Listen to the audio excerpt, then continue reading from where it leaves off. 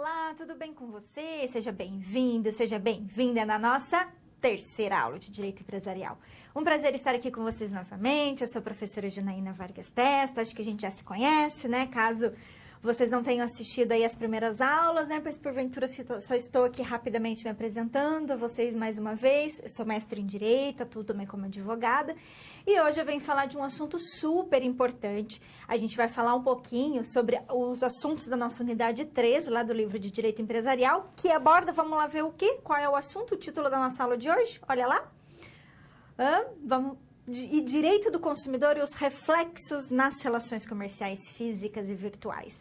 Na verdade, a gente vai conversar sobre o direito do consumidor em grande parte da nossa aula, mas a gente inicia falando um pouquinho sobre propriedade industrial. Vamos falar principalmente sobre a marca, que eu acho que é importante instrumento que a gente conheça aí, porque, obviamente, que muitos empresários se lançam no mercado e acabam fazendo uso da criação de uma marca, de um slogan próprio, né?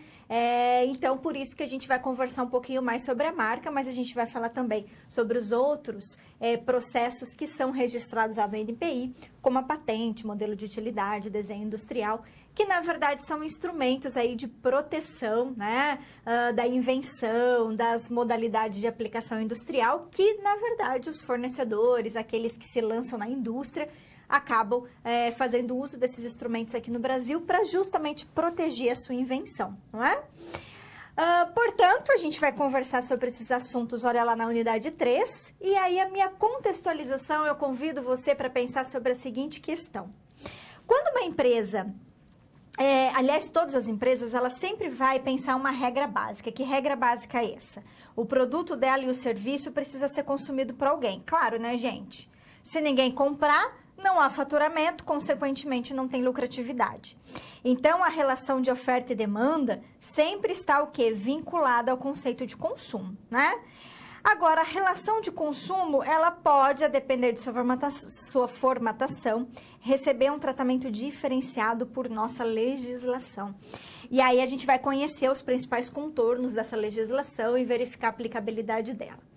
Bom, eu acho que eu não preciso nem aqui discorrer da importância e da relevância do direito do consumidor, né? Primeiro porque nós somos consumidores, todos nós somos, né? O tempo todo a gente está consumindo coisas. Então, ainda que nós não sejamos lá proprietário de uma empresa que lança serviços ou produtos no mercado, ainda assim a gente vai estar no papel de consumidor. Então, é claro que conhecer a nossa legislação é sempre importante. E eu já adianto para vocês que a nossa legislação consumerista ela é uma das mais avançadas do mundo. É, isso mesmo.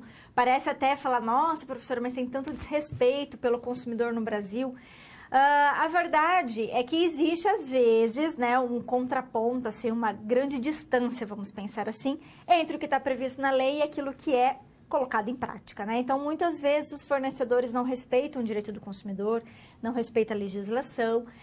Às vezes, até os tribunais, o Poder Judiciário também, sabe, tem alguns entendimentos que, particularmente, eu discordo, né? Às vezes, tem muitas decisões judiciais que não atendem direitos básicos dos consumidores, acabam trazendo interpretação, principalmente quando o processo tramita em primeiro grau, em segundo grau. Quando ele vai para os tribunais superiores, aí a situação melhora um pouco. Mas quando a gente entra com uma ação, por exemplo, no juizado especial, porque geralmente muitas das ações dos consumidores são ajuizadas perante o juizado especial. E muitas vezes os juizados especiais falam, mas isso não gerou dano, realmente eles não cumpriram o contrato, mas foi um mero descumprimento, não teve dano. E eu particularmente acho tudo isso um absurdo, porque as pessoas têm a obrigação de cumprir o que foi acordado, né? Se todo mundo começar a fazer contrato e ninguém mais cumprir aquilo que foi acordado e não tiver nenhuma sanção para isso, aí o que nós vamos virar? Onde nós vamos parar? Já parou para pensar nisso? Mas, enfim, é só mais um desabafo e também uma reflexão que eu estou fazendo para levar você também a refletir sobre esse tema. Mas, enfim, a nossa legislação é muito boa, tá? A nossa legislação é muito boa. Claro que é uma legislação um tanto recente, ela ainda precisa, né, ser muito bem trabalhada pela jurisprudência. Existem interpretações díspares, às vezes diferenciadas em relação à aplicação ou não né, de como aplicar a lei, né, de como aplicar o CDC, que é o Código de Defesa do Consumidor, mas em que pese todos esses fatores, a gente tem uma importante lei e que, de uma maneira ou outra, vem sendo aplicada pelos tribunais, tá bom? Então, a gente vai falar um pouquinho dela. Então, é claro que ela é super relevante, primeiro, porque nós somos consumidores, e segundo, porque se a gente se lançar numa organização, numa atividade empresarial, ou nós seremos prestadores de serviço, ou nós vamos fornecer produtos no mercado. Seja produzindo, fabricando, ou fazendo apenas circular, né? Ou seja, trabalhar na área de transporte, enfim. O fato é que todos nós seremos fornecedores, ou seja, todos aqueles que se lançam na atividade empresarial são fornecedores. E fornecedor precisa conhecer o direito do consumidor, não é? Bacana? A gente então, mas claro, a gente também vai conversar um pouquinho sobre propriedade industrial no nosso primeiro bloco, tá? Esse é então o contexto da nossa aula de hoje.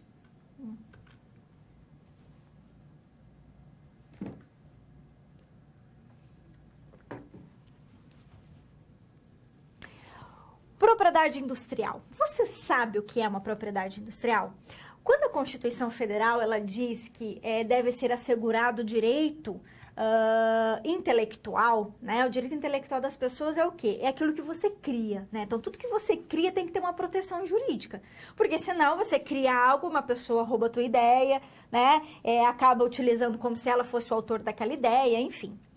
Então, a intenção justamente dessa proteção do direito intelectual é que a propriedade industrial faz parte. Na verdade, quando a gente está falando de propriedade intelectual, a gente está falando de proteção à propriedade intelectual, que é aquilo que eu crio por meio do meu intelecto. Eu estou falando de dois tipos. Na verdade, propriedade intelectual ela é gênero. E uma das espécies da propriedade intelectual é a propriedade industrial. Então, eu tenho propriedade industrial de um lado e eu tenho o direito do autor do outro, né? Então, quando eu estou falando, por exemplo, na criação de uma obra literária, eu estou falando do quê? Quando eu escrevo um livro, é a proteção do direito do autor, né? Quando eu estou falando de uma invenção, quando eu estou falando de um desenho industrial, da criação de uma marca, aí eu estou buscando a proteção do quê? Da propriedade industrial.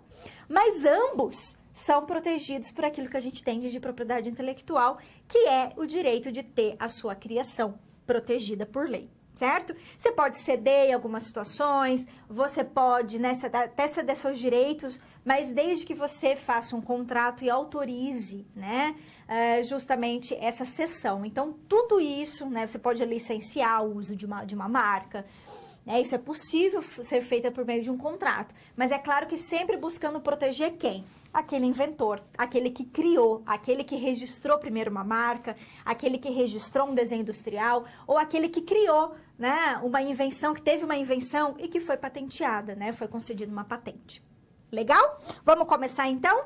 E a gente começa falando da empresa. Gente, uma empresa, ela tem dois tipos de bens, tá? Que são os ativos dela. Então, ou seja, né, não é passivo, porque passivo é dívida, né? Quando a gente está falando de passivo, nós estamos falando de dívida. Quando nós estamos falando de ativo, nós estamos falando de bens. Então, a gente tem bens materiais e nós temos os bens imateriais. Quando eu estou falando de bens materiais, eu estou falando dos móveis, maquinário, aquilo que eu posso, como se aquilo eu pudesse tocar, né? Aquilo que tivesse corpo, né? Dinheiro em caixa, um valor que está lá numa conta bancária. Isso seriam os bens materiais. Quando eu tô falando de bens imateriais, e é isso que importa pra gente, aí eu vou falar da marca, do nome fantasia dessa empresa, o know-how dela, a tecnologia, o direito autoral, o registro, a patente, enfim. O direito de propriedade, então, ele é o ramo desse direito que vai disciplinar e proteger quem? Esse patrimônio material de uma empresa. Ai, professora, mas e quem que protege isso? Como que é protegido esses bens imateriais? A verdade, nós temos uma autarquia federal no Brasil que chama INPI, que é o Instituto Nacional de Propriedade Industrial, que é o órgão responsável, né, a autarquia federal responsável para regulamentar e para proteger justamente essa propriedade industrial. Então, todas as vezes que eu criar uma marca, eu faço meu registro, eu peço o registro no INPI. Se eu tenho uma invenção, eu quero a concessão da patente para proteger aquela minha atividade inventiva, o que eu vou fazer? Eu vou pedir a concessão da patente no INPI. Então, o INPI é o órgão federal que regulamenta e protege esse direito, tá? Agora, claro que eu preciso, que o INPI ele não é obrigado. Por exemplo, quando eu faço, olha, eu inventei isso, quero patentear. É claro que o INPI vai analisar a sua invenção, vai verificar se ela atende os requisitos legais, se ela atende o princípio da novidade, se ela tem aplicação industrial, se realmente ela é uma invenção, Quando eu quero registrar uma marca, o NPI também vai analisar se não existe uma marca parecida no mercado, se não envolve marca de alto renome ou uma marca notoriamente conhecida. Ele vai fazer toda a análise, vai verificar se aquela marca, se o slogan daquela marca, por exemplo, se ela é geral, se ela atende algo muito comum, né, que também foge, né, do propósito da lei. Então, tudo isso é analisado. E aí o NPI vai dizer, num procedimento administrativo, se ele vai conceder a patente, se ele vai registrar a marca, se é ou não viável. Tá certo? Bacana. Então, vamos avançar. Pois bem, gente, então, o que engloba essa proteção a essa atividade industrial, essa propriedade industrial? Vamos entender. Olha só. Quando eu penso em proteção à propriedade industrial, é importante destacar 3 coisas, tá? Primeiro, eu vou conceder uma patente ou eu posso conceder um registro. Quando eu tô falando de invenção, vamos pensar em invenção como um ato original, tá? Um ato original decorrente da atividade humana, que envolve criatividade, que tem aplicação industrial. Quer ver um exemplo? Uma cadeira de rodas vertical, o computador, quando ele foi criado, isso é uma invenção, tá? Então, eu vou fazer uma patente, eu vou pedir a concessão de uma patente no NPI. Quando eu tô falando de modelo de utilidade, muitos chamam o modelo de utilidade como se ele fosse uma mini invenção, tá? Por quê? Porque o modelo de utilidade, ele não vai criar algo totalmente... Ele cria algo novo, mas ele cria, na verdade, um objeto de uso prático que vai melhorar o funcionamento de um uso de um outro objeto. Então, já existe um objeto, eu faço um modelo de utilidade, eu aplico nesse novo objeto, é uma coisa nova também, que também tem aplicação industrial, mas que vai melhorar o funcionamento daquele objeto. Né? Quer ver um exemplo? Vamos imaginar que, sabe aquelas portas... como se fosse uma porta-gaveta que você coloca nas gavetas para separar as coisas, para deixar tudo bonitinho. Então, isso é um modelo de utilidade. Por quê? Porque eu já tenho uma invenção ali, mas eu criei algo novo para tornar aquele objeto mais funcional. Essa é a ideia do modelo de utilidade. O computador, quando ele foi criado, era uma invenção, uma patente, né? Então, foi patenteado. Mas quando eu criei uma nova forma de computador... quando eu criei, por exemplo, um computador, um laptop, que tornasse mais funcional a utilidade daquele objeto, que já existia, mas eu tornei ela mais funcional, isso seria o quê? Um modelo de utilidade. Mas o modelo de utilidade também tem aplicação industrial, ele também é uma invenção, inclusive muitos chamam de mini invenção, mas ele sempre vai ser aplicado industrialmente, mas ele vai sempre melhorar um objeto, o funcionamento de um objeto já existente. A patente não, a patente ela sempre vai ser concedida quando for uma invenção, a patente também é do modelo de utilidade, mas a invenção é sempre algo novo, algo inédito que nunca existiu, tá? Então vamos voltar lá. E o registro, professora? O registro eu vou fazer de uma marca, todo mundo conhece o que é uma marca, né, gente? Já o desenho industrial... O desenho industrial, muitas vezes, as pessoas confundem com o modelo de utilidade, mas não tem muito a ver. Por quê? Porque em que pese o desenho industrial seja também um objeto novo, né? Ele vai dar uma nova forma a um objeto. Na verdade, o desenho industrial, ele é como se fosse uma coisa estática e ligada à estética. Sabe algo bonito? Já existe aquele objeto, mas eu deixo ele mais bonito. Entendeu? Eu faço uma nova versão dele. Olha a diferença. Eu não estou melhorando o funcionamento dele. Porque se eu melhorar o funcionamento dele, aí é modelo de utilidade. Mas se eu simplesmente melhorar a estética dele, né? Se eu deixar ele um pouco mais bonito, se eu der uma nova forma para aquele objeto, eu estou falando de desenho industrial. Tá? E aí é registro. Eu vou dar um exemplo para vocês entenderem. Eu criei um computador em invenção, quando o computador foi criado. Dei uma nova funcionalidade àquele computador. Aí eu criei um modelo de utilidade. Eu criei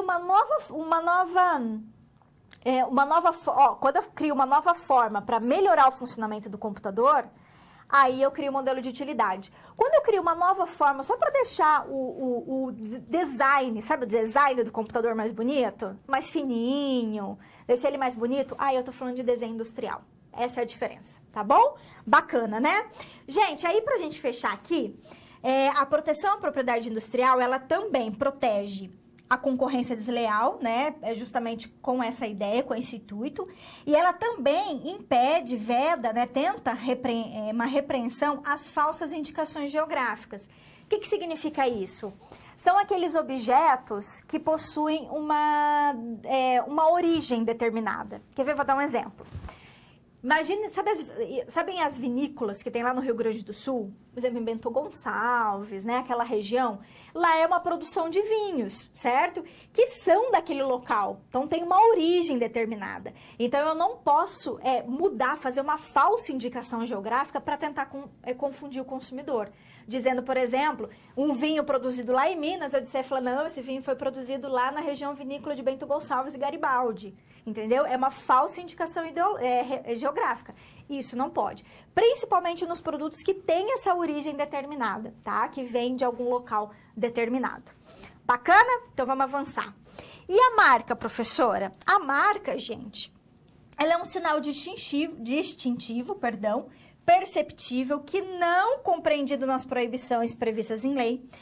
Ela pode ser um símbolo, ela pode ser uma sigla, uma palavra, né? E aí vocês viram que eu coloquei aqui vários exemplos de marcas, certo? Quais são os requisitos para ter uma marca, professora? Os requisitos, em regra, são, né, gente? Lembrando que não pode ser algo genérico, não pode ser algo comum, mas a novidade, ela é relativa. Eu até não se admite um registro de marca idêntico ou muito semelhante à outra, para não causar confusão. Então, por isso que tem essa novidade relativa, tá? E existem muitas marcas que não admitem registro, como, por exemplo, termo técnico, nome civil, indicação geográfica, cores, denominações, enfim. Por quanto tempo eu tenho um registro de uma marca? Prazo de 10 anos, podendo prorrogá-la, né? Quando o NPI concede o registro, eu posso ainda prorrogar por iguais e sucessivos períodos. A marca, então, ela tem 10 anos e eu posso prorrogar sempre. O registro do desenho industrial também são 10 anos, mas eu só posso prorrogar 3 vezes por 5 anos. Então, mais 3 vezes 5 anos cada, tá? Enquanto a patente são 20 anos, modelo de utilidade 15 anos a partir do momento que eu faço o meu protocolo lá no NPI. Tudo bem? Bacana? Com isso, então, a gente fecha a discussão de propriedade industrial.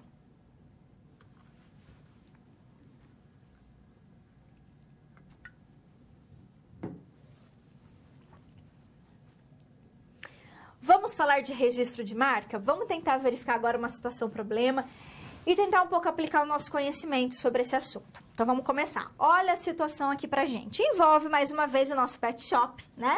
E o Félix, lá o dono do pet shop, ele contratou uma empresa especializada no desenvolvimento de logomarcas para criar uma marca de identificação para a empresa dele. Olha que legal. Ele estava muito satisfeito com a marca, encomendou uma nova fachada para a empresa dele. Só que meses depois, em outra região da cidade, ele foi surpreendido, verificando que qualidade e estrutura nitidamente inferiores, uma fachada que trazia os dizeres Pet Shop Dog Cat. Ou seja, só trocou mais ou menos o que ele tinha feito, né? Acompanhado de um símbolo, muito semelhante à logomarca dele. E aí, gente? Olha só. Que medidas o Félix, então, ele deverá adotar para a proteção do patrimônio imaterial dele, né? A gente está falando da marca, da empresa dele, para evitar a confusão entre estabelecimentos e consequente desvio de clientela. Então, gente, nós temos que tomar bastante... Isso aqui que está retratando nessa situação problema, ela é algo bem comum, na verdade, bem corriqueiro. Existem milhares de ações judiciais que discutem essa questão da marca, né? Às vezes você utiliza uma marca que nem é tão parecida, você acha que não vai ter problema, mas leva o consumidor a erro, né? Eu mesma, né, já fui induzida a erro várias vezes em comprar alguns produtos no supermercado que eram semelhantes a um outro produto que eu usava. Daí eu ainda fiquei em dúvida, mas será que é o mesmo? Será que só mudou a embalagem? E não, e na verdade era uma outra empresa que estava fabricando o mesmo produto, usando uma marca muito parecida, justamente para levar e induzir o consumidor a erro. Por que as empresas fazem isso? Porque já existe um segmento no mercado que tem uma clientela já, né, conquistada, pessoas que sempre compram aquele produto. E aí o outro vai se iniciar no mercado, aí o que ele faz? Ele cria uma marca parecida, às vezes com qualidade inferior, então o produto dele vai ser mais barato, né, do que o concorrente dele. E aí ele coloca uma marca bem parecida para justamente o consumidor se enganar, falar, poxa, mas deve ser a mesma coisa. É mais ou menos nesse sentido, tá? Então, isso é um pouco comum, ok? Aqui mesmo, né, já tive, assim, situações bem parecidas no município que eu resido, de um restaurante que teve que mudar a sua marca porque tinha uma marca muito parecida com um restaurante, não era nem nem no mesmo município, mas que havia uma proteção do registro daquela marca e ele não poderia fazer o mesmo registro, tá? Enfim, isso é bem corriqueiro e é uma situação que pode ocorrer. O que a gente pode fazer numa situação dessa? Geralmente as pessoas entram com uma ação judicial, né? Entra com uma ação judicial. O NPI, muitas vezes ele vai participar desse processo, tá? Ele é convocado a participar desse processo. Para quê? Porque geralmente as pessoas entram com ação judicial porque elas já querem indenização daquele que usou a marca dela de forma indevida, né? Seria possível, se você, por exemplo, souber que tem uma empresa usando uma marca muito parecida à sua, você entrar com um pedido no NPI e o NPI, se houver registro daquela marca, obviamente, vamos imaginar que o NPI tenha registrado as duas marcas, né? E aí você pode, inclusive, fazer um pedido administrativo no NPI, não precisaria nem entrar com uma ação judicial. Mas muitas vezes as pessoas, elas entram com ação judicial porque elas já querem indenização daquele que está usando a marca. E elas querem que o Poder Judiciário já dê uma liminar para falar, olha, para que ela pare de usar minha marca imediatamente e ainda me indenize em eventuais danos que eu tive. Então, isso é discutido judicialmente e aí vai se verificar, né? E o INPI vai participar desse processo e vai verificar se houve ou não aí um desvio de clientela, se houve ou não um abuso desse uso da marca, se é muito semelhante, se pode ou não induzir o consumidor a erro, certo? Vamos lá para a nossa resposta? Olha só. Bom, então, gente, o que ele pode fazer? Primeiro que o nosso amigo aqui é uma situação particular porque ele nem sequer registrou a marca dele. E aí, gente, é um problema, porque eu só vou ter proteção da minha marca se eu fizer o registro. Se eu não fizer registro, eu não tenho proteção, tá? Então, aí sim ele vai poder proteger com registro e se opor ao uso indevido por terceiros mal intencionados. Então, a partir do registro, o Félix tem direito ao uso exclusivo da marca pelo prazo de 10 anos, podendo renovar o registro de forma indefinida. Porque tinha esse detalhe, né? Ele não havia feito o registro da marca dele ainda. Se não fez o registro, não tem proteção, tá? Ai, professor, então eu preciso ter registro da marca para ter proteção? Nós temos uma exceção, que são as marcas notoriamente conhecidas. O que é uma marca notoriamente conhecida? É uma marca que muitas vezes não é brasileira, por exemplo, não tem registro no Brasil, mas todo mundo conhece aquela marca, né? Todo mundo sabe, porque ela é notoriamente conhecida. Aí, ainda que ela não tenha registro no Brasil, ela tem essa proteção, tá? Existem também, só para a gente fechar essa discussão, marcas de alto renome. O que são marcas de alto renome? São marcas que possuem proteção além da atividade que ela desenvolve, né? Então, vou dar um exemplo. Imagina a Coca-Cola. Coca-Cola é um refrigerante, então é um comércio, né, uma indústria de bebidas. Aí vamos imaginar que eu abro uma escola, né, uma escola pequenininha lá no meu município e coloco lá Escola Coca-Cola. Estou dando um exemplo aqui, bem absurdo. Eu posso fazer isso? Não. Sabe por quê? Porque ainda que não existem, né, Coca-Cola, escolas chamadas Coca-Cola, ainda que é só uma indústria de refrigerante, a Coca-Cola é uma empresa de alto renome. É uma marca de alto renome. Logo, ela tem proteção em todos os ramos de atividade.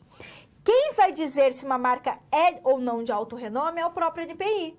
E aí o NPI vai dizer essa marca de alto renome, portanto, eu não posso registrar nada com o nome, utilizando esse nome, nada. Então, por exemplo, a Coca-Cola, a Ford, Fusca, Nivea, que mais? Boticário, quem mais? Havaianas, até Havaianas. São todas marcas conhecidas como alto renome, tá? Então, elas têm proteção em todos os ramos da atividade, não só o ramo da atividade que ela atua. Legal? Agora sim, a gente fecha aí, então, a nossa SP.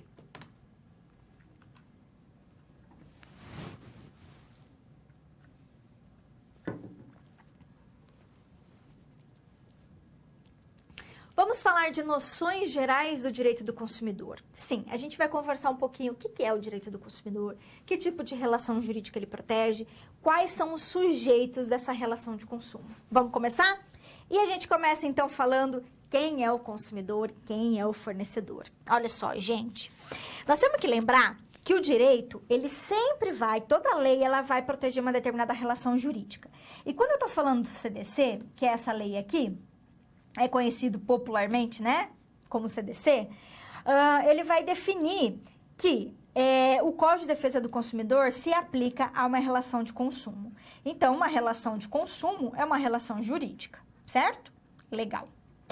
E numa relação de jurídica, eu preciso ter as partes dessa relação. Quem faz parte dessa relação? O consumidor e o fornecedor. A lei vai dizer pra gente que o consumidor pode ser uma pessoa física ou uma pessoa jurídica, que adquire ou utiliza um produto ou um serviço como destinatário final. Tá? Essa é a definição legal, depois a gente vai conversar um pouquinho melhor sobre ela. Enquanto o fornecedor é também uma pessoa física, uma pessoa jurídica, pode ser pública, privada, nacional e estrangeira, que vai desenvolver uma atividade de produção, pode montar, criar, construir, transformar, importar, exportar, distribuir, comercializar produtos ou prestações de serviço. Vocês perceberam que é longa a definição de fornecedor? Sim, porque a gente diz que, na verdade, todos aqueles que fazem parte da cadeia de consumo é fornecedor. Então, aquele que fabricou, o que comercializou, o que transportou, se você importou aquele produto de algum lugar, todos eles são fornecedores. E todos eles, inclusive de uma eventual ação judicial, eles podem ser o quê? Convocados a fazer parte daquela ação. Você pode, por exemplo, às vezes, entrar com uma ação judicial em face do fabricante daquele produto e do comerciante, que é aquele que fez a negociação com você, por exemplo. Entendeu? Então, o fornecedor é bem ampla. Agora, em relação ao consumidor, a gente tem que tomar um certo cuidado. Por quê? Porque consumidor, quando a lei fala no artigo 2º, né, que consumidor é toda pessoa que compra, adquire um produto como destinatária final, ele está querendo dizer o seguinte, ó, quem compra aquele produto e utiliza, né, ou seja, produto ou serviço, ou seja, dá destino final a ele. É como se eu comprasse um produto e ele acabasse em mim. Né? Eu sou, então, consumidora. Agora, e se eu compro o produto para presentear alguém? É outra pessoa que vai ser o destinatário final desse produto. E aí? Então, quer dizer que eu não sou consumidora? Não, gente, eu sou consumidora também, tá? Aliás, eu sou consumidora, a lei até ela equipara algumas pessoas como consumidores, como, por exemplo, aqueles que sofrem um acidente de consumo. Sabe o que é um acidente de consumo? Imagine que você esteja viajando, você comprou lá uma viagem, né, numa aviação aérea, e você sofre um acidente aéreo, né? Terrível. Você é consumidor? Claro que você que comprou aquele serviço de viagem, né? Um serviço de transporte, você comprou e você sofreu um acidente. Vamos imaginar que esse acidente aéreo também ocasione danos a pessoas que estão aqui, né? Pessoas que estão no térreo, que não participaram dessa viagem de avião, mas esse avião, de repente, ele cai sobre uma loja. Tô dando um exemplo. Há pessoas lá naquela loja e as pessoas sofrem danos por causa desse acidente aéreo. Essas pessoas que estavam nessa loja compraram a passagem? Viajaram? Não, mas elas são vítimas de um acidente de consumo. Logo, elas são consumidoras, por equiparação, a gente diz. Percebeu? E aí, a gente tem que tomar cuidado também que em algumas situações nós não vamos aplicar o direito do consumidor. Vou dar um exemplo, tá? Vou dar um exemplo para você entender bem claramente. Quando eu estou envolvendo pessoas jurídicas, pessoa jurídica fornecedor, pessoa jurídica consumidor, a gente tem que tomar um certo cuidado. Por quê? Imagine uma escola, tá? Uma escola que sempre está lá comprando copos plásticos. Ela sempre faz aquisição de copos plásticos e ela compra de uma empresa. Então, ela faz uma negociação empresarial, uma negociação comercial, ela faz um contrato específico com essa empresa que todo mês vai lá fornecer vários pacotes de copo plástico para ela. Então, é uma negociação empresarial. Eu vou aplicar o direito do consumidor aqui? Não. Por quê? Porque existe uma relação diferenciada aqui entre duas pessoas jurídicas que estão negociando algo específico. Então, eu vou lá, aí eu vou fazer o uso dos meus, como que eu posso dizer? Dos meus atributos como empresário, né? Então, eu vou fazer toda uma negociação diferenciada. Essa é a questão. Eu vou fazer uma negociação diferenciada com essa empresa. Aí, eu não vou aplicar o direito do consumidor. Agora, se essa mesma escola ela for lá ao supermercado, ela manda o empregado dela, fala, ó, vai lá no supermercado, compra pra mim pelo menos 3 caixas de copo plástico, porque não tem aqui na escola, e eu preciso urgente, vai lá no mercado e compra pra mim. Aí essa pessoa, esse funcionário vai lá no mercado e compra. Aí, nesse caso, ele compra em nome da escola, em nome da pessoa jurídica. Nesse caso, é uma relação de consumo. Você sabe por quê? Porque aqui não tem negociação diferenciada. Aqui, essa escola, ela é uma mera consumidora. Ela foi no supermercado, ela fez uma compra como qualquer outro consumidor faria, sem nenhum tipo de tratamento diferenciado, sem nenhum tipo de negociação. Ela foi um mero consumidor. Percebeu? Então, aqui eu vou aplicar o direito do consumidor. A gente sempre tem que lembrar que no caso de direito do consumidor, é a vulnerabilidade do consumidor. Se ele está numa condição vulnerável, eu aplico o CDC. Se não é condição vulnerável, eu não vou aplicar o CDC. Tá bom? Bacana, vamos avançar. E a lei também vai dizer pra gente o que é produto e o que é, na verdade, gente, serviço. Então, produto é qualquer bem, móvel ou imóvel, material ou imaterial, e serviço é todo quando a atividade é fornecida no mercado mediante uma remuneração. Tranquilo aqui, não tem muito o que discutir. Aí a lei também vai falar dos direitos básicos do consumidor, tá? Vou só citar aqui alguns exemplos. Direito à saúde e segurança, educação e divulgação sobre o consumo, proteção contra cláusula abusiva, contra publicidade enganosa e abusiva, prevenção e reparação de dano, enfim. E inversão do ônus da prova num processo judicial, portanto, quem tem que fazer prova é o fornecedor, né? Enfim, são deveres do fornecedor e direitos básicos do consumidor. Tranquilo também, só fazer a leitura, não tem muito o que discutir. Agora, isso aqui é importante, a gente tem que entender a diferença entre vício e defeito. Eu sei que no dia a dia, quando eu falo de vício e defeito, eu falo como se fossem termos sinônimos, né? Corriqueiramente, né? A gente sempre fala, ai meu, olha só, esse produto tá com vício, esse produto é defeituoso, não funciona. Só que para o direito do consumidor, eu tenho um vício, quando eu tenho vício eu estou falando de uma coisa, quando eu estou em defeito eu estou falando de outra. Toda vez que eu falo de defeito, eu estou falando que aquele produto, aquele serviço me gerou uma insegurança para a minha vida. Então, eu posso lá sofrer um acidente. Imagina que eu comprei uma geladeira e o motor dessa geladeira, sei lá, explodiu e eu me machuquei. Isso é defeito, tá? Agora, eu comprei a geladeira e a geladeira não gela. A geladeira não está funcionando direito. Isso é vício. Percebeu? Isso é vício. Então, em relação a problemas de quantidade, qualidade, isso é tudo vício. Quando envolve questão de segurança do consumidor, é defeito, tá? Então, vamos lá na tela para a gente ver. Olha só. Então, quando eu tenho problema na minha qualidade ou na minha quantidade, eu estou falando do quê? De produtos impróprios e inadequados ao consumo, que diminui o valor dele, né?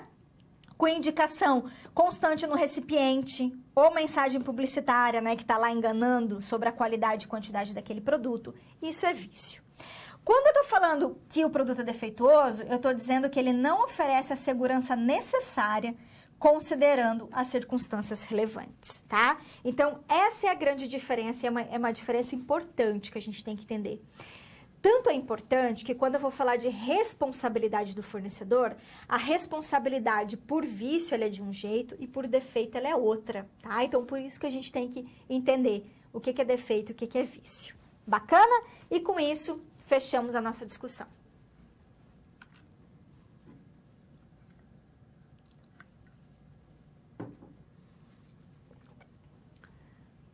Vamos a mais uma SP? Sim, e nessa SP a gente vai tentar aplicar mais um pouquinho do nosso conhecimento agora sobre o direito do consumidor.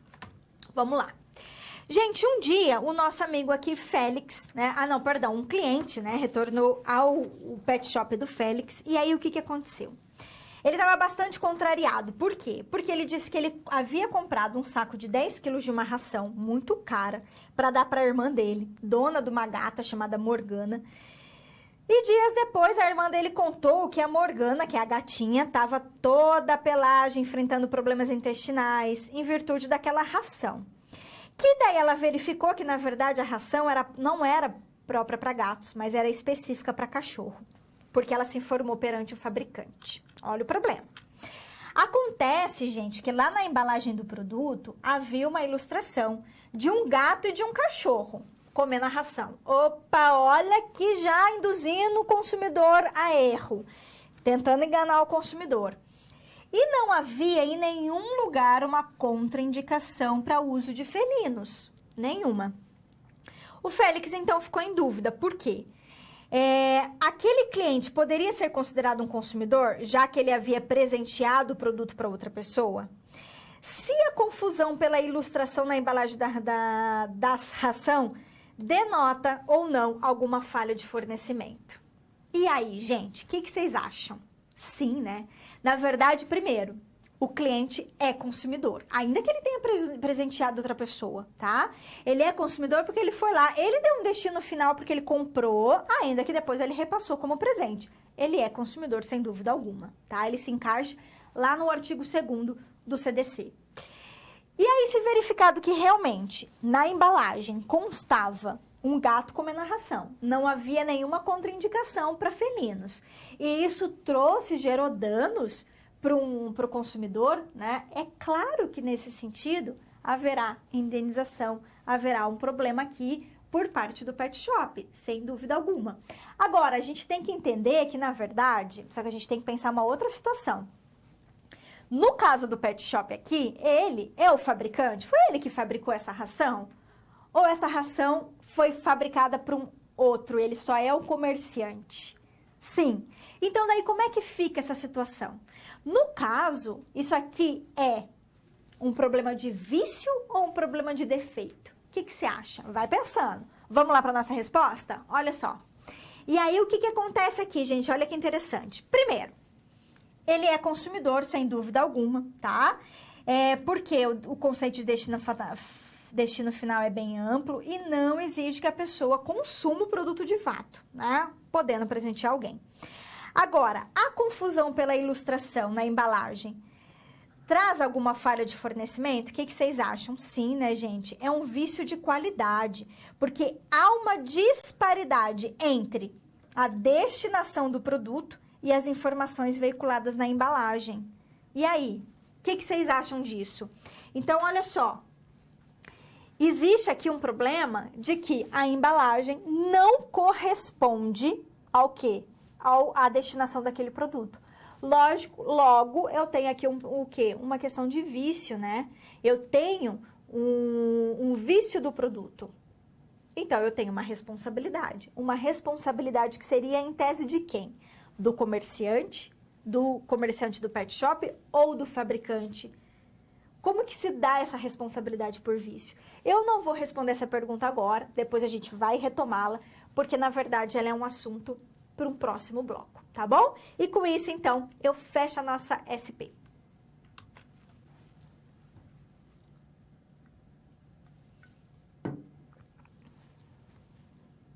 Vamos ao nosso momento de interação? E nesse momento de interação, eu peço para que vocês esclareçam suas dúvidas. Eu vou dar um tempinho para você enviar a dúvida e eu volto daqui a pouquinho para respondê-las.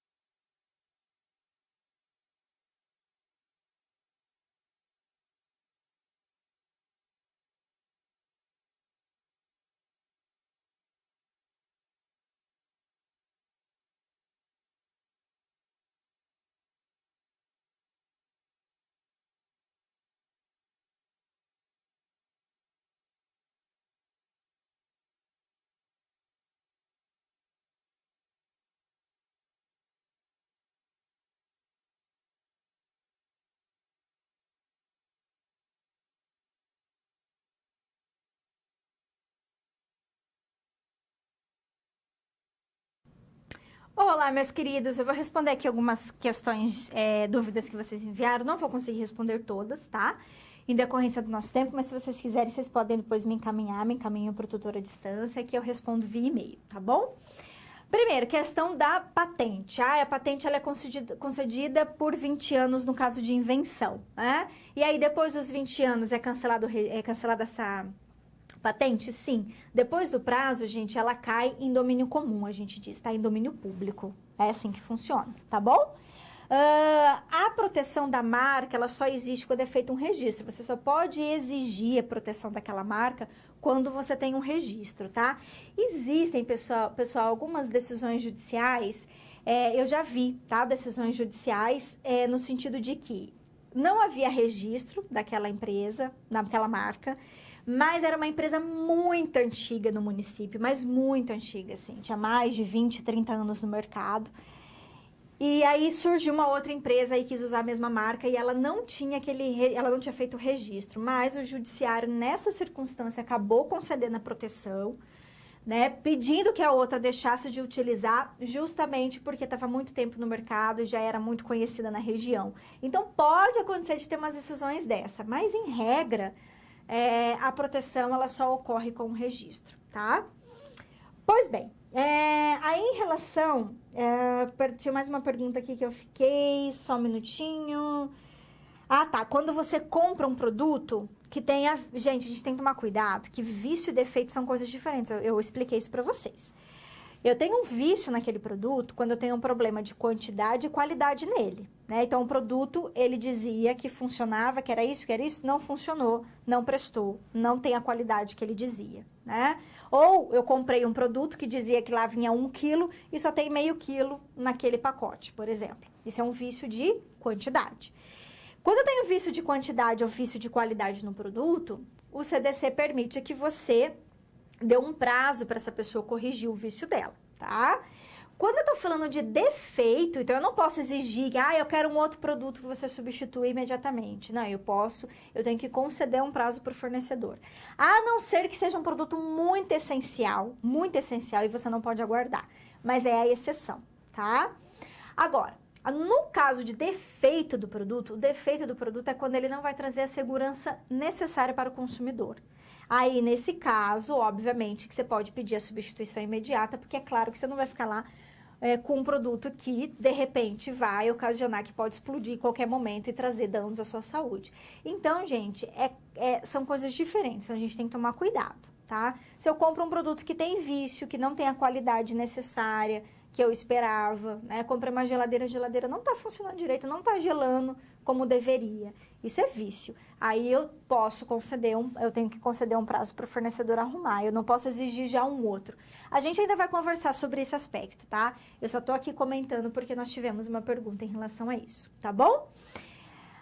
A gente ainda no próximo bloco vamos continuar falando mais de direito do consumidor. Então espere pra gente entender mais um pouquinho esse procedimento. Legal?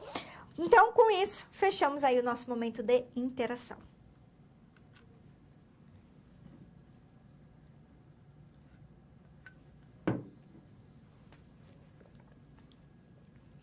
Vamos falar de responsabilidade por defeito de produto ou responsabilidade do defeito do serviço. Esse é o assunto do nosso tema agora, né? Do nosso bloco de agora. E aí eu já tenho que lembrá-los que quando nós estamos falando de defeito de produto e serviço, nós estamos falando do quê? Daqueles produtos e serviços que não trazem a segurança necessária ao consumidor. Vamos verificar em que situações haverá responsabilização por fabricante, pelo comerciante, pelo prestador de serviço, ou todo mundo responde, né? Então, vamos ver como é que funciona. Olha lá. Gente, lá no artigo 12, vai falar para nós, no artigo 12 do CDC, que o fabricante, o produtor, o construtor, nacional e estrangeiro, todo mundo, tá? Vocês viram que é o fabricante, produtor, construtor. Eles respondem independentemente de culpa. Quando nós estamos falando de responsabilidade independente de culpa, nós estamos falando do quê? Nós estamos falando de responsabilidade objetiva, lembra? Responsabilidade objetiva em que não há necessidade que fique caracterizada a culpa, tá? Do fornecedor. Para reparar os danos que ele tenha causados ao consumidor por defeitos. Que defeitos são esses? Decorrente de projeto, fabricação, construção, que esteja por informações insuficientes, inadequadas sobre sua utilização e sobre os riscos que esse produto existe. Aí, aliás, a gente tem que ter uma noção de que aquele que produz, o fabricante, que produz produz um produto, ficou redundante, mas que produz algo e lança ele no mercado, ainda que ele desconheça os riscos que aquele produto pode causar, ele vai ser responsável. Sim. Por quê? Porque o fornecedor, ele assume todos os riscos do produto que ele coloca no mercado, do serviço que ele está prestando, tá? Então, o produtor, a gente está falando especificamente aqui do fabricante, do produtor, do construtor, ele vai responder por todos os riscos. Ainda que ele alegue, que fala, poxa, mas eu não sabia. Poxa, mas eu não sabia que podia gerar esse dano. Eu li há um tempo atrás, né, algumas semanas, sobre uma decisão judicial de um determinado remédio que estava no mercado. Esse remédio, na verdade, ele era indicado para as pessoas que têm um tipo de autismo, e esse remédio causava uma outra dependência. Então, provocava uma dependência nas pessoas que utilizavam esse remédio. E o fabricante, o laboratório que fez, né, esse remédio foi responsabilizado. E a alegação dele foi o seguinte: olha, mas eu estou ainda fazendo pesquisa sobre a medicação. Na verdade, um produto que está em desenvolvimento. Então, eu não sei qual vai ser o impacto ainda que vai ser gerado com a utilização desse remédio. Não importa, gente, não importa. O laboratório mesmo assim se foi responsabilizado. Por quê? Porque ele assume o risco do desenvolvimento daquele medicamento, do impacto que vai ser gerado nas pessoas, tá? A não ser que ele já vai fazer a advertência. Se ele fizer uma advertência, se ele fabrica a medicação e lança obviamente, na bula daquele remédio dizendo, olha, esse remédio poderá ocasionar ter a seguinte contraindicação, ou pode gerar os seguintes efeitos. Aí, ok, ele está alertando o consumidor. Aí o consumidor vai decidir se ele quer ou não, né, participar, se ele quer ou não assumir esse risco. Agora, o que, na verdade, o produtor não pode é simplesmente o fabricante fabricar, o laboratório criar aquele remédio e não alertar desses possíveis riscos. Se não alertou, vai, obviamente, ser responsabilizado, tá? Vamos avançar. E o produto, gente, ele não é considerado com defeito, defeituoso, quando há um outro melhor tenha sido colocado no mercado, tá? Obviamente que não. Tudo bem? Bacana, né? Agora, e o fabricante, o construtor e o produtor? Ele só não vai ser responsabilizado quando? Quando ele disser que ele não colocou aquele produto no mercado, óbvio, né? Se ele não colocou o produto no mercado, ele não é responsável. Que, embora ele tenha colocado aquele produto no mercado e o defeito inexiste, quando ele provar que aquele defeito, na verdade, não existiu também, ou quando a culpa for exclusiva do consumidor, né? Às vezes foi o próprio consumidor a lidar com aquele produto que criou a situação de defeito. Daí, obviamente, se a culpa inteira é exclusiva do consumidor, se é exclusiva de um terceiro, aí, obviamente, que eu não posso responsabilizar o produtor, tá? Então, um produtor, se ele falar assim, olha, mas espera aí, esse produto não fui eu que coloquei no mercado. Olha, mas esse produto eu coloquei, mas ele não tem esse defeito que vocês estão falando, não. Provar que não existe defeito. Ou falar, olha, escuta, mas esse defeito foi criado pelo próprio consumidor. Aí ele não se responsabiliza, né? Por questões óbvias, tá? Vamos avançar. O comerciante, gente, ele também responde, tá? No caso, justamente nessa questão da responsabilidade por defeito do produto, tá? Quando que o comerciante vai ser responsável? Quando a gente não conseguir identificar quem é o fabricante. Aí o consumidor vai responder. Quando o produto for fornecido sem a identificação clara de quem é esse fabricante, tá? Ou quando o comerciante ele não conservar de forma adequada aquele produto, principalmente se o produto for perecível, ok? E aí é claro que aquele que efetivar o pagamento do dano poderá exercer o direito de regresso contra os demais responsáveis. Deixa eu explicar como é que funciona isso aqui. Quando a gente está falando de defeito do produto, nós estamos falando daquele produto que não traz a segurança necessária para o consumidor, certo? Ok. Geralmente, esse tipo de defeito que é originado no produto, ele vem, na verdade, da própria fabricação dele, tá? Por isso que, em regra, o comerciante não vai responder, porque o comerciante só está vendendo aquele produto, né? Ele não fabricou aquele produto, certo? Agora, se o comerciante, eu não conseguir identificar quem é o fabricante, não tiver muito clara a identificação dele, aí o comerciante também vai ser responsável. E mais, se também for um caso de um produto perecível, ou seja, um produto que estraga, que ele tem que ser conservado numa determinada temperatura, num determinado clima, e o comerciante não observa essas regras, o comerciante também vai se responsabilizar. E aí, gente, quem pagar a dívida, né? Imagine que o consumidor entra com a ação contra o comerciante, contra o fabricante. Quem paga essa dívida é possível cobrar daí. Imagine que foi o comerciante paga a dívida, depois o comerciante quer cobrar isso do fabricante. Isso chama-se direito de regresso, tá?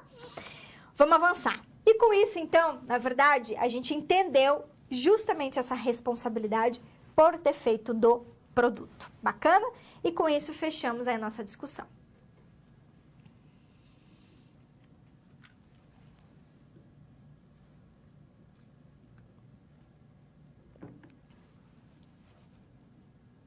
Vamos ver uma situação, um problema que envolve justamente essa ideia de responsabilidade por defeito do produto. A gente vai falar justamente numa situação que envolve quando o consumidor se machuca. Vamos lá ver? Olha só. O Félix, gente, ele passou a vender no pet shop dele coleiras eletrônicas de última geração, fabricada inclusive por uma empresa chinesa, importada por uma pequena empresa brasileira. Apesar de ser caro, o produto sincroniza com o celular do dono, olha que legal, e fornece informações acerca do animal por meio de um aplicativo próprio. Zilda foi uma das primeiras a adquirir a coleira, mas logo na primeira semana de uso, ao dar banho em seu pequeno poodle, ela sofreu, olha só, quem que sofreu aqui? Uma descarga elétrica fortíssima por conta de quê? Do curto-circuito da coleira, o que lhe causou queimaduras de 2º grau nas mãos. Olha só, gente, isso é defeito, tá? É um produto que você comprou, que não trouxe a segurança necessária. Imagina, queimaduras, ou seja, uma coleira que eu comprei, que deu uma descarga elétrica e que trouxe queimaduras na minha mão. Isso é defeito, percebeu? Não é que a coleira não funcionou, a coleira funcionou muito bem. Então, não é vício de quantidade e qualidade do produto. É o produto que não trouxe o quê, gente? Não trouxe a segurança necessária, tá? Então, vamos ver como é que é a situação aqui. Vamos lá. Aí eu pergunto, a empresa de Félix, ela pode não ser responsabilizada civilmente pelo ocorrido? E aí, gente, o que vocês acham? A empresa de Félix, ela é comerciante ou ela é fabricante da coleira? Ela está comercializando. A coleira foi o quê? Produzida por outra pessoa.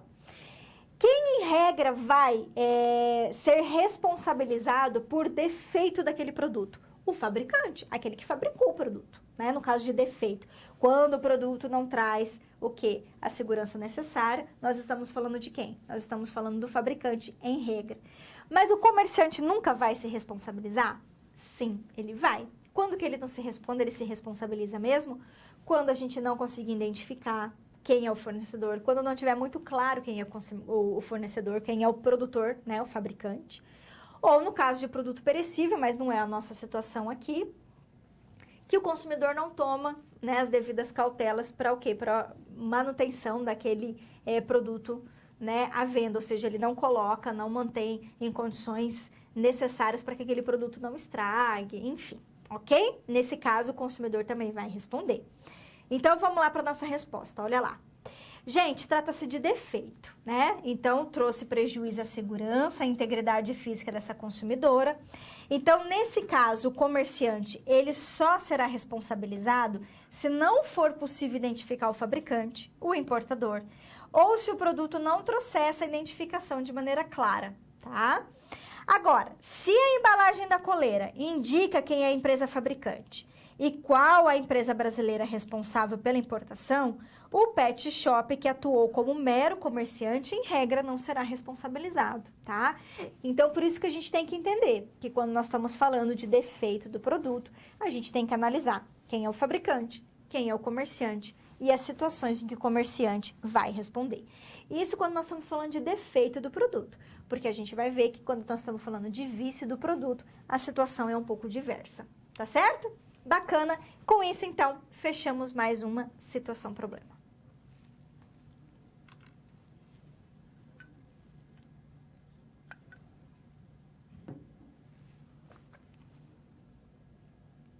Agora nós vamos falar em responsabilidade por vício do produto ou serviço. Olha só, agora sim a gente vai falar sobre vício. O que existe vício? O que é o vício? O vício é quando naquele produto, naquele serviço que foi prestado, não existe o quê? A qualidade ou a quantidade necessária, né? Ou foi uma má prestação de serviços, ou aquele produto não tem a qualidade que ele dizia ter, né? Então a gente está falando de responsabilidade por vício. Então vamos ver? Olha só. A gente começa, então, gente, falando que no artigo 18 lá do CDC, vai dizer para nós que os fornecedores, todos eles, tá? Todos os fornecedores, tanto de consumo durável ou não durável, respondem de forma solidária pelos vícios de qualidade e quantidade, que torna aquele produto impróprio, que torna ele inadequado ao consumo, que diminua o valor dele. Porque há uma disparidade o quê? Com as indicações do recipiente, da embalagem, da rotulagem, da mensagem publicitária, enfim. Podendo o consumidor, então, fazer o quê? Exigir as substituições das partes viciadas. Então, quando a gente está falando, na verdade, de responsabilidade por vício do produto ou do serviço, aí todo mundo é responsável, tá? Não tem essa diferenciação entre, o consumidor vai ser responsável em alguma situação ou não. Não.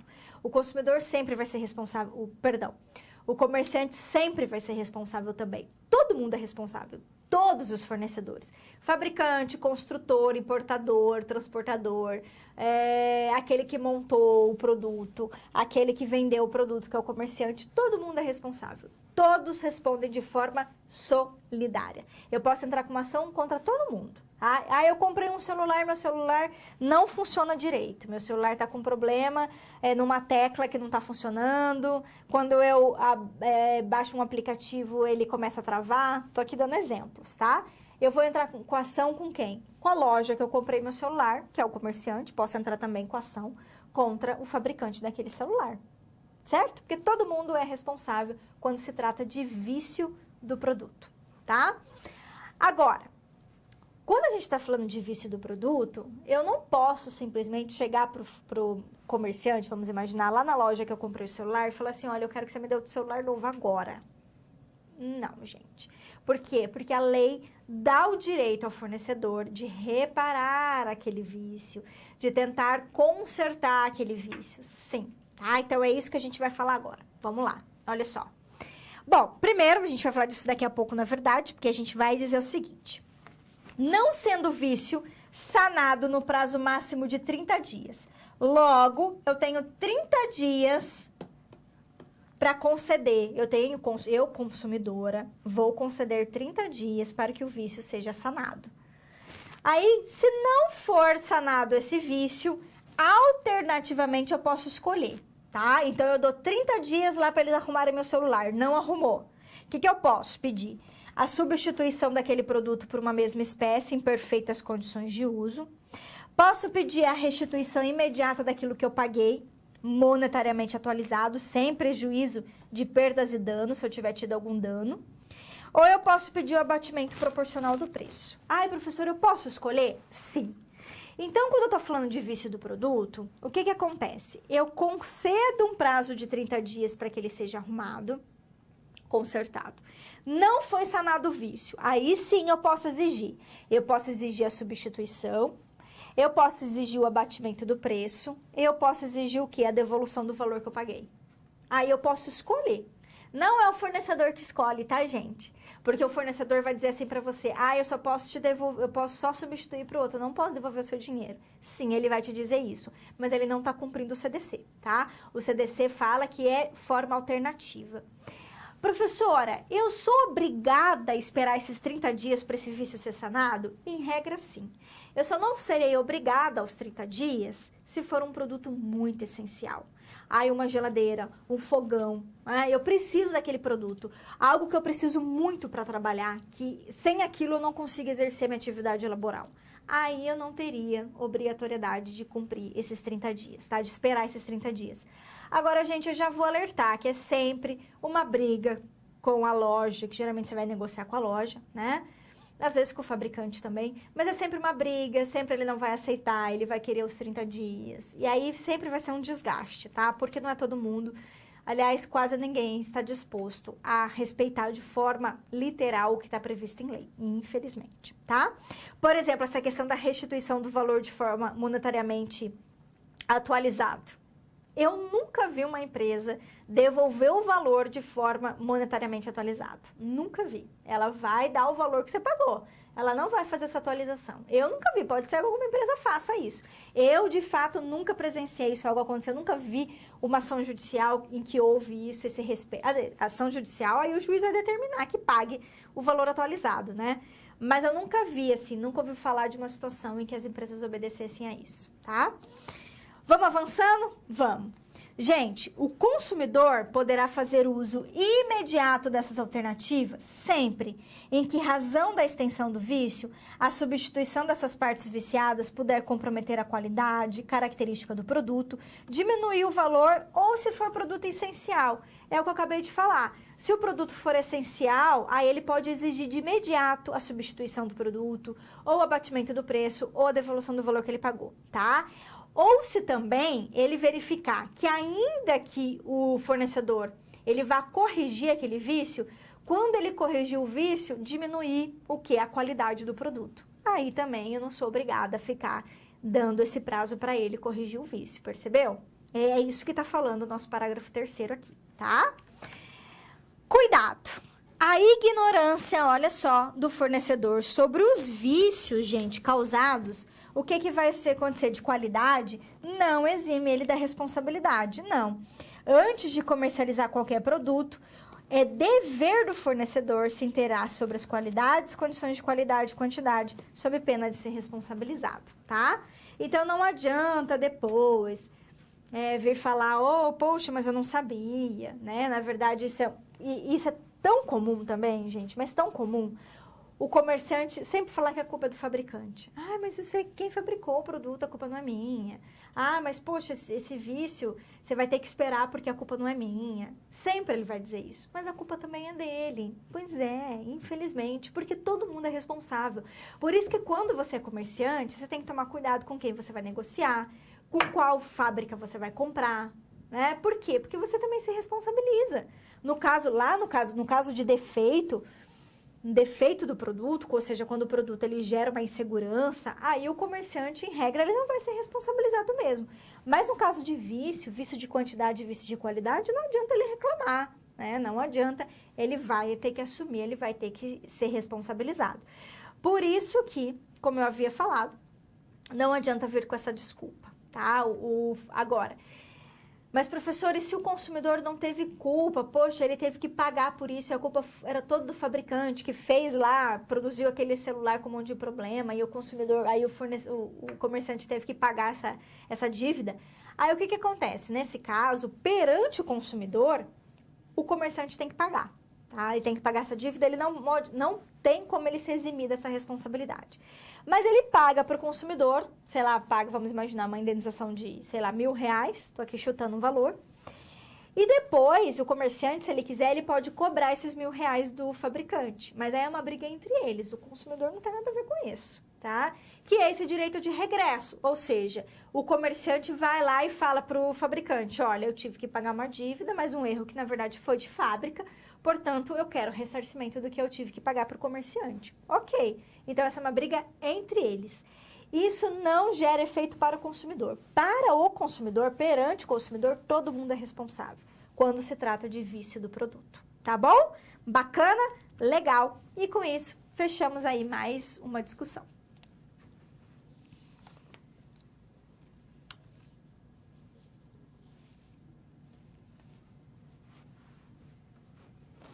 Vamos a mais uma situação problema? E essa situação problema, gente, ela envolve uma quantidade inferior àquilo que estava previsto na embalagem. Portanto, eu estou falando do quê? De vício de quantidade. Vício de quantidade. Quem é que, na verdade, responde? Quando a gente está falando em responsabilidade por vício, a gente vai envolver todo mundo, não é? Então, vamos lá ver? Olha só. Arquibaldo, ele comprou um peixinho dourado, que ele chamou de Wanda, lá no pet shop do Félix. E aí ele comprou 10 potes de ração para esse peixe, de 100 gramas cada, conforme indicava de forma expressa na embalagem. Acontece que o Arquibaldo, ele é bastante meticuloso. E quando ele chegou em casa, o que ele fez? Ele foi verificar o volume do produto.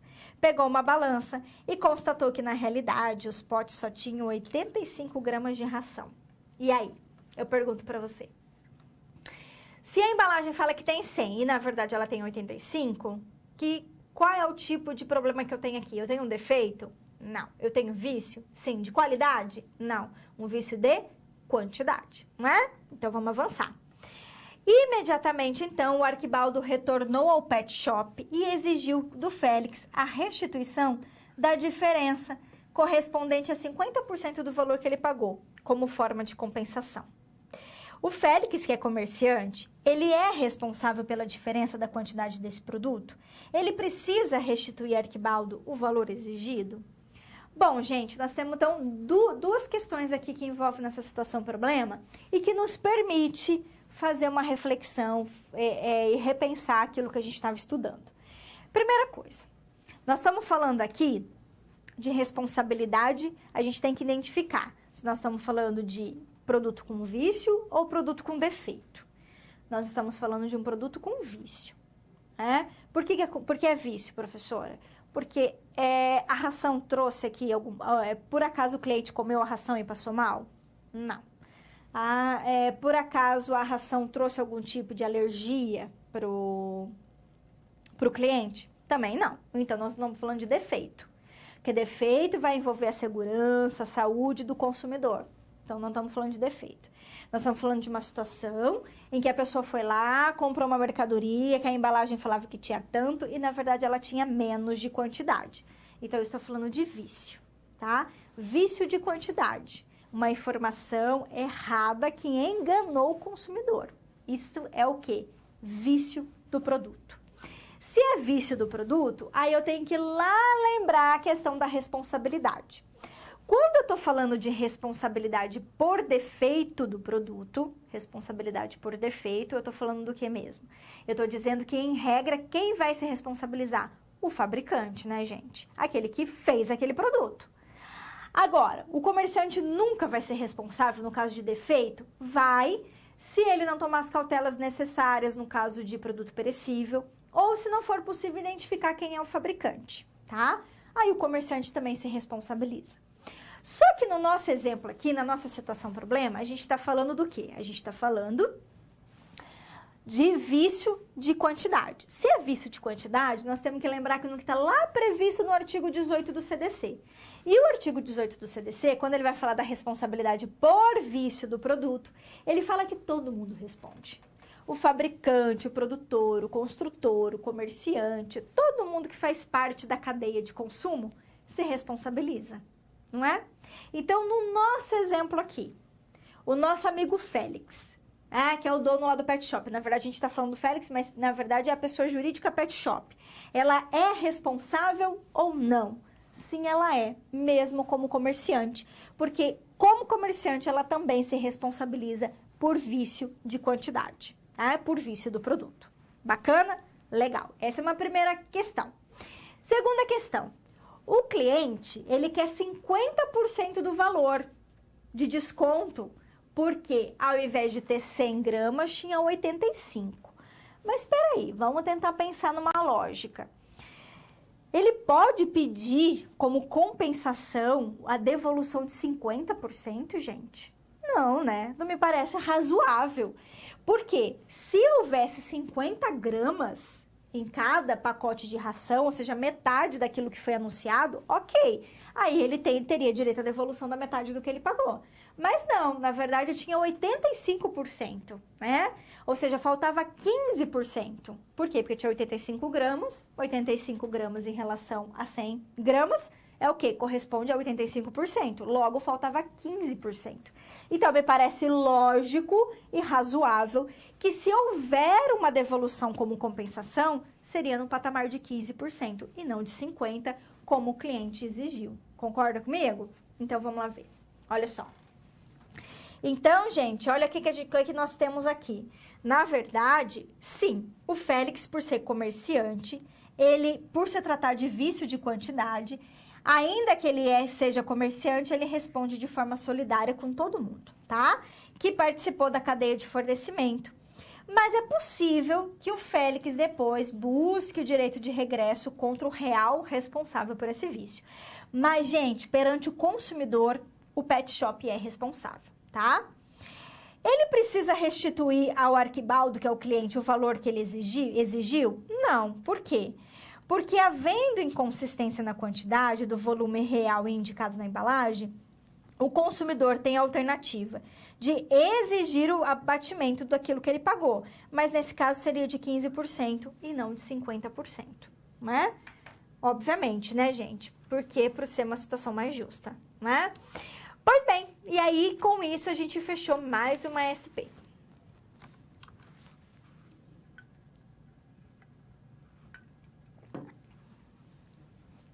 Vamos mais um momento de interação? Mande suas dúvidas, eu vou tentar responder aqui o máximo que eu puder no tempo que eu tenho, tá bom? Então manda e daqui a pouco eu faço a leitura aqui e respondo para vocês.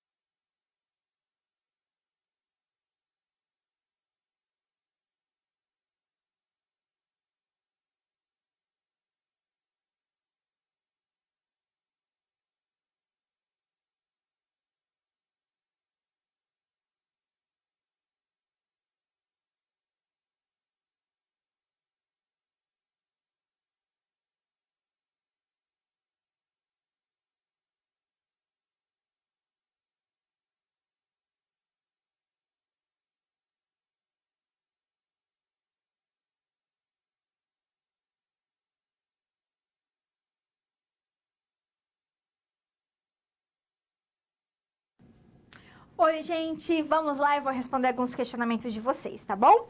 Eu falo aqui que o pessoal lá de Irecê da Bahia, um beijão para todo mundo de Irecê, dizendo assim, no caso de um prazo definido para que possa ser feita a troca de determinado produto com vício, ou se o prazo é relativo, depende da complexidade. Não, gente, são 30 dias, tá? Ai, professora, nunca há exceção? Então, pode ser que tenha uma exceção, sim, tá? A lei, ela traz essa possibilidade de exceção. Quando houver realmente uma complexidade, houver justificativa para elastecer esse prazo, tá? Mas é uma situação muito específica, o fornecedor tem que justificar e tem que ser uma justificativa muito bem fundamentada, muito plausível para justificar a extensão desse prazo. Regra geral, o prazo não pode ser estendido, tá? Desses 30 dias, e aí, gente, tem que lembrar o seguinte, que a gente sempre tem que deixar por escrito o momento em que você acionou o fornecedor para que ele faça, né, para que ele possa fazer esse ajuste, né, ou seja, para que ele possa sanar esse vício. Então, é importante que você faça esse controle, e aí só numa situação muito excepcionalista, de forma justificada, e que realmente houver muita complexidade, aí ele pode estender para 30 dias, mas em regra não, tá? Principalmente se envolver produto essencial, tá, gente? A não ser que seja um produto supérfluo e que exige uma complexidade muito grande. Vamos imaginar que seja um produto importado, né? E que aí não tem um fabricante próprio no Brasil. Há situações em que isso pode ocorrer e que aí realmente pode até uma justificativa para aumentar esse prazo, mas é uma situação bem excepcional, tá? Pois bem, o que mais? Sobre o e-comércio, pessoal de Santa Cruz do Rio Grande do Sul. O direito do consumidor também está descrito na lei? Gente, comércio eletrônico também aplica CDC, tá? É a mesma situação. Vocês estão falando em relação à proteção do consumidor, né? Se for em relação à proteção do consumidor, se a dúvida for essa, a gente vai aplicar o CDC sim. Aliás, eu vou até abrir um parênteses aqui, aproveitar essa pergunta, para dar uma informação muito importante. Quando você compra algo pela internet, que a gente chama disso de compras, aquisições para fora do estabelecimento. Porque assim, quando você vai numa loja, então eu tô aqui, né, no município que eu resido, eu vou lá na loja e faço a aquisição de um produto. Eu vejo o produto, eu olho, às vezes, por exemplo, uma roupa, eu experimento, vejo se ela serve pra mim, ok. Eu posso desistir dessa compra? Não, porque o CDC não traz esse direito, tá? A não ser lá que se a loja quiser negociar com você, ok. Mas não existe essa previsão legal. Agora, se você compra uma roupa, vou dar o mesmo exemplo, numa loja de comércio eletrônico, uma loja virtual. Você comprou a roupa, você experimentou? Você pegou? Você viu a cor? Não, você viu pela internet. Então, nesses casos, quando você faz uma aquisição pela internet, que a gente chama de aquisição fora do estabelecimento comercial, fora do estabelecimento, você não foi lá, não viu, né, aquela mercadoria, você pode desistir. Isso chama-se direito de arrependimento, tá? Quando que conta esse direito de arrependimento? Ele conta 7 dias a partir do momento que você recebe o produto. Então, eu comprei lá numa loja virtual, chegou meu produto, experimentei, não gostei, quero devolver. Eu tenho esse direito de devolução no prazo de 7 dias. Aí eu vou entrar em contato e vou pedir a devolução. E aí, qual é o meu direito quando eu peço a devolução? Eu tenho que aceitar crédito naquela lógica? De jeito nenhum. É você, consumidor, que escolhe. É claro que a loja vai te dar só essa opção, sem dúvida alguma, tá? Ela vai dar a opção de vale-troca, ela vai ficar com conversa fiada. Então, você tem que ser firme e falar, não, eu quero o estorno do valor do que eu paguei. E, aliás, você pode exigir, inclusive, que o estorno do valor que você pagou seja devolvido de forma atualizado monetariamente. Tá? Eu acredito que a empresa não vai... Ela vai ignorar esse teu pedido, mas o fato dela ter que devolver o dinheiro, sim, gente. Não, você não é obrigado a aceitar o crédito, o vale-compras ou qualquer coisa parecida, tá? Então, agora a questão do comércio eletrônico que vocês me perguntaram, eu lembrei disso. Então, esse direito de arrependimento também é importante, tá bom? Vamos voltar lá. Só mais uma dúvida pra gente fechar, porque o nosso tempo tá estourando. Olha só. Vamos ver aqui. Tem até o pessoal aqui, ó, de Minas Gerais, né? De Viçosa tá comentando, a maioria das empresas não devolve o dinheiro e sim quer deixar de em crédito. Isso é legal? Não. Você que escolhe se você quer crédito ou não, ou se você quer devolução em dinheiro, tá? Que mais? Pessoal, caso de produtos falsificados, o comerciante se responsabiliza? Produto falsificado, gente, é vício do que? Da qualidade dele, né? Então, se responsabiliza, tá? E aí, claro que depois ele pode exigir do fabricante, tá? Por direito de regresso. Mas perante para o consumidor, sim, ele tem responsabilidade, tá bom? Se porventura ficou alguma dúvida, manda para mim depois lá por e-mail, manda para o nosso tutor à distância. Com isso, então, fechamos aí o nosso momento de interação.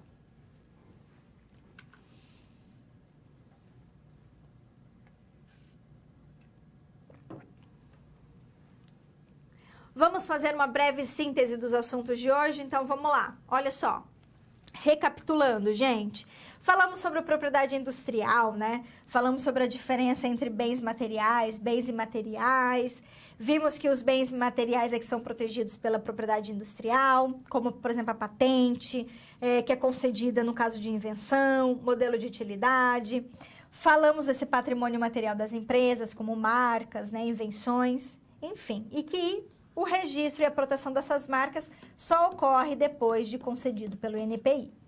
A gente falou das noções gerais de direito do consumidor, vimos quem é o fornecedor, quem é o consumidor, o que o que é serviço. Vimos também que quando eu estou falando de defeito, eu estou falando de produto que gerou risco à segurança. E quando eu estou falando de vício, é de quantidade ou de qualidade, tá? A gente falou aqui, é responsabilidade por defeito do produto ou serviço.